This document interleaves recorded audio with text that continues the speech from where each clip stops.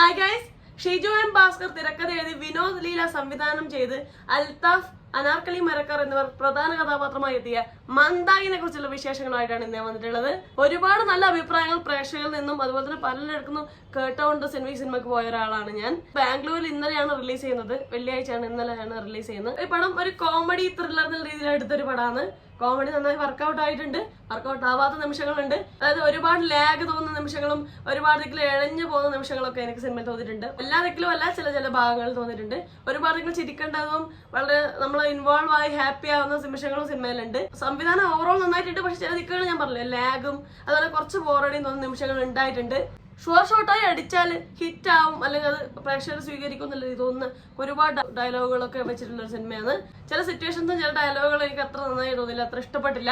Second half എത്തിയപ്പോൾ better ആണ്. അൽത്താഫ് വരുന്ന സീനും അതുപോലെ തന്നെ വിനീത് തട്ടിൽ, അളിയനായിട്ട് എത്തിയ വിനീത് തട്ടിലൊക്കെ വരുന്ന സീനുകളും കാര്യങ്ങളൊക്കെ അടിപൊളിയായിരുന്നു, അതൊക്കെ രസമുണ്ടായിരുന്നു. പക്ഷെ അനാർക്കലി വരുന്ന കുറച്ച് സീനുകളിൽ കുറച്ച് ലാഗ് ഉണ്ടായിരുന്നു ഫസ്റ്റ് ഹാഫിൽ. സെക്കൻഡ് ഹാഫിൽ എത്തുമ്പോൾ അത് അത്ര ഇല്ല. നല്ല വിഷയമാണ് എടുത്തത്, സ്ത്രീ പ്രാധാന്യമുള്ള സിനിമയാണ്, ആ രീതിയിൽ അടിപൊളിയാണ്.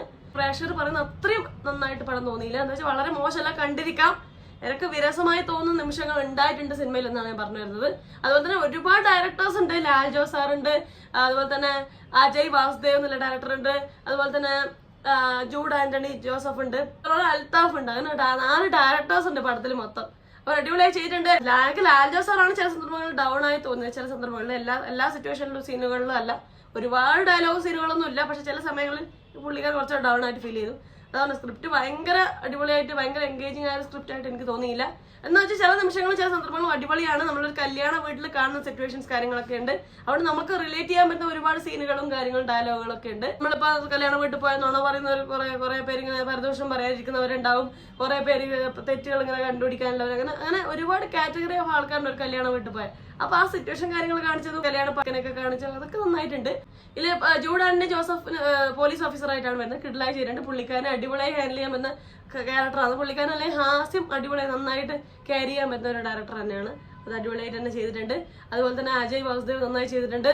അൽത്താഫ് പറയാനില്ല, കിഡ്ലായിട്ടുണ്ട്. പുള്ളിക്കാരൻ ഭയങ്കര നാച്ചുറൽ ആക്ടിങ്ങിന്റെ ഒരാളാണ്. എനിക്ക് പുള്ളിക്കാരൻ ഈ തരത്തിലെ റോൾ ഇപ്പൊ പ്രേമലൂലി ചെയ്തിട്ടുണ്ട്. അതുപോലെ തന്നെ മറിയം വന്ന് വിളക്കോതി, അങ്ങനെ ഒരുപാട് സിനിമകൾ പുള്ളിക്കാരൻ ചെയ്തിട്ടുണ്ട്. പുള്ളിക്കാരൻ അടിപൊളിയാണ് ഇങ്ങനത്തെ ഹാസ്യം കൈകാര്യം ചെയ്യാൻ. മറിയം വന്ന് വിളക്കോതിലൊക്കെ കിഡലായി ചെയ്തിട്ടുണ്ട്. അത് ഈ ക്യാരക്ടർ ചെയ്യാൻ പുള്ളിക്കാരൻ അടിപൊളിയാണ്. ഭയങ്കര നന്നായിട്ടുള്ള ഡയലോഗ് ഡെലിവറിയാണ്. ഇപ്പൊ നസ്ലനൊക്കെ ഉള്ള ഒരു ടൈപ്പ് ഒരു യുണീക്കായ ഒരു ഡയലോഗ് ഡെലിവറി ഉള്ള ഒരു ഡയറക്ടർ കൂടിയാണ് അൽത്താഫ്. കിടലായി ചെയ്തിട്ടുണ്ട്. അനാർക്കലി നന്നായിട്ടുണ്ട്. ചില സന്ദർഭങ്ങളിൽ കുറച്ച് ഡൗൺ ആയിട്ട് തോന്നി, എസ്പെഷ്യലി പറഞ്ഞാൽ ഫസ്റ്റ് ഹാഫിൽ കുറച്ച് പ്ലെയിൻ ആയിട്ട് അഭിനയിക്കുന്ന പോലെ തോന്നി. പിന്നെ കുഴപ്പമില്ലാതെ വന്നു. പിന്നെ ഇതിൽ അൽത്താഫിന് അമ്മയായിട്ട് എത്തുന്ന സരിത കുക്കു കിഡലായി ചെയ്തിട്ടുണ്ട്. ഇനീഷ്യൽ ടൈമിൽ ഭയങ്കര ഒരു ഓവർ ഫീലിംഗ് ഉണ്ടായിരുന്നു. എന്തിനാ ഇത്ര ആറ്റിറ്റ്യൂഡ് ഇട്ട് അഭിനയിക്കുന്നത്, എന്തിനാണ് ഇത്ര ആറ്റിറ്റ്യൂഡ് സംസാരിക്കുന്നത് ഫീൽ ഉണ്ടാക്കിയിട്ടുണ്ട് പുള്ളിക്കാരി. കുറച്ച് സമയങ്ങളിൽ കുറച്ചൊരു ഓവറായി ഫീൽ ചെയ്തു. പക്ഷെ പിന്നീട് അങ്ങോട്ട് ക്യാരക്ടർ എന്താണെന്ന് വിശദീകരിക്കുന്ന സമയത്ത് നമുക്ക് ആ ഒരു ബിൽഡപ്പും കാര്യങ്ങളും എന്തിനു കൊടുത്തു, എന്തിനാ ഈ ഒരു ആറ്റിറ്റ്യൂഡ് ഇട്ടതൊക്കെ ഉള്ളൊരു റീസൺ കിട്ടും. അതിൽ പുള്ളിക്കാർ സെക്കൻഡ് ഹാഫിൽ അടിപൊളി നന്നായിട്ടുണ്ട്. നല്ല ക്യാരക്ടറായിരുന്നു. പുള്ളിക്കാർ അടിപൊളിയായി ചെയ്തിട്ടുണ്ട്. സരിത അടിപൊളിയായി ചെയ്തിട്ടുണ്ട്. അളിയനായിട്ട് എത്തിയ വിനീത് തട്ടിൽ അടിപൊളിയായി ചെയ്തിട്ടുണ്ട്. കുട്ടിയായി അഭിനയിച്ചിട്ടുണ്ട്, നന്നായിട്ടുണ്ട്. പിന്നെ ജാഫർ ഇടുക്കിയുണ്ട്, കുറച്ച് ഭാഗത്തേ ഉള്ളൂ, പക്ഷെ നന്നായിട്ടുണ്ട്. പിന്നീട് ഏറ്റവും ഇമ്പോർട്ടൻ്റ് ആയിട്ട് ഏറ്റവും അടിപൊളിയായിട്ട് അഭിനയിച്ച ഒരാളെന്ന് അത് ഗണപതിയാണ്. നല്ല റോളായിരുന്നു, അത് കിടലായിട്ട് അഭിനയിച്ചിട്ടുണ്ട്. ഇമോഷണൽ ട്രാൻസിഷൻസ് ഒക്കെ ഉണ്ട്. ഒരാളോട് മുഖം കാണിച്ച് പെട്ടെന്ന് തിരിഞ്ഞു മാറുമ്പോൾ അഭിനയത്തിന്റെ ട്രാൻസിഷൻസ് ഒക്കെ കിട്ടുവായി ചെയ്തിട്ടുണ്ട്. അടിപൊളി അഭിനയിച്ചിട്ടുണ്ട് ഗണപതി. അതുപോലെ തന്നെ അൽത്താഫ് കിടലായിട്ട് അഭിനയിച്ചിട്ടുണ്ട്. സരിത കുക്കു. ഇതിൽ എടുത്തു പറയേണ്ട 3 പേര് ഗണപതി, അൽത്താഫ്, അതുപോലെ തന്നെ സരിത കുക്കു. അത് 3 പേരും കിടലായി അഭിനയിച്ചിട്ടുണ്ട്. ഈ ഒരു മോഡലിൽ കണ്ട പടം, അതായത് കല്യാണം തന്നെ വിഷയം, കല്യാണ തലേന്നും കല്യാണ വിഷയത്തിയ പടങ്ങളാണ് തിങ്കളാഴ്ച നിശ്ചയം, അതുപോലെ തന്നെ ഉപചാരപൂർവ്വം ഗുണ്ടാജയൻ, അതുപോലെ തന്നെ ഇപ്പൊ നമ്മൾ റീസെന്റ് ആയി കണ്ട ഗുരുവായൂർ അമ്പലനടയിൽ കല്യാണമാണ് വിഷയം. പക്ഷെ കല്യാണ തലേന്നും കല്യാണ ദിവസമായിട്ട് വന്നത് തിങ്കളാഴ്ച നിശ്ചയം, അതുപോലെ തന്നെ ഉപചാരപൂർവ്വം ഗുണ്ടാജയം വന്നിട്ടുണ്ട്. പത്മിനിയിലൊക്കെ കല്യാണത്തിന്റെ അല്ലെങ്കിൽ ഈ ഒരു ത്രെഡിനെ കണക്ട് ചെയ്ത സംഭവങ്ങൾ പത്മിനിന്റെ ഒരു വിഷയമായിട്ടുണ്ട്. പക്ഷെ പത്മിനിന്റെ പടം മൊത്തം കല്യാണമല്ല, കൃത്യമായിട്ട് കല്യാണ ദിവസവും കല്യാണ തലേന്നും കാണിക്കുന്ന പടം തന്നെയാണ് ഉപചാരപൂർവ്വം ഗുണ്ടാജയം തിങ്കളാഴ്ച നിശ്ചയം. അതിൽ തിങ്കളാഴ്ച നിശ്ചയം കിടു പടാണ്, അടിപൊളി പടാണ്. ഇതിന്റെ സ്ക്രീൻ പ്ലേയും കാര്യങ്ങളെല്ലാം ഗംഭീരമാണ്. ഈ പടത്തിന്റെ ഫ്ലോയോട് സിമിലർ ആയി തോന്നിയത് ഉപചാരപൂർവ്വം ഗുണ്ടാജയം എന്നുള്ള പടമാണ്. അപ്പൊ ഇത് രണ്ടും കമ്പയർ ചെയ്യുമ്പോൾ എനിക്ക് പേഴ്സണലി കുറച്ചും കൂടെ ഇഷ്ടപ്പെട്ടത് ഉപചാരപൂർവ്വം ഗുണ്ടാജയം, ഇതിന്റെ മന്ദാകിനേക്കാളും അതിൽ കുറച്ചും കൂടെ ഫ്ലോ ഉണ്ടായിട്ടാണ് എനിക്ക് തോന്നി. ഷൈജു കുറുപ്പാണ് ആ പടം കൊണ്ടുവന്നത്.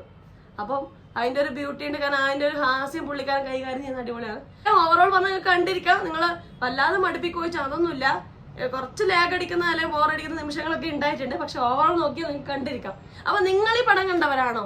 ഈ പടം കണ്ടവരാണ് ഇതിനെക്കുറിച്ചുള്ള അഭിപ്രായം താഴെ കമന്റ് ചെയ്യണേ. അപ്പൊ അത്രയും വീഡിയോ ഇഷ്ടപ്പെടാൻ ലൈക്ക് ചെയ്യുക, സബ്സ്ക്രൈബ് ചെയ്യുക, ഷെയർ ചെയ്യുക, കമന്റ് ചെയ്യുക. അപ്പൊ പറഞ്ഞ പോലെ എല്ലാവരും ഹാപ്പി ആയിട്ടിരിക്കുക. മറ്റൊരു റിവ്യൂ റിയാക്ഷനോ സോഷ്യൽ ഇഷ്യൂ നെക്സ്റ്റ് ടൈം. അതുവരെ ബൈ ബൈ.